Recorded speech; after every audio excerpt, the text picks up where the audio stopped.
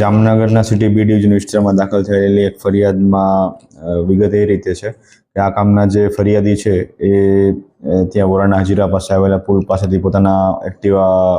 Two wheeler ઉપરથી પસાર થતા હતા. એ દરમિયાન આ કામના જે આરોપીઓ છે તે પોતાના બાઇક પર આવી અને અમને હાથથી અને રોકેલ નિગાહે જણાવેલ કે ભાઈ તમે કેમ તમારું એક્ટિવા અમારી ગાડી સાથે ભટકાડેલ છે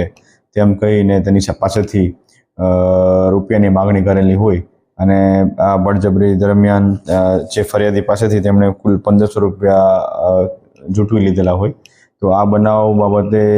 સિટી બી ડિવિઝન પોલીસ સ્ટેશનમાં BNS કલમ 309(4), 352, 54 મુજબની ફરિયાદ દાખલ થઈ હતી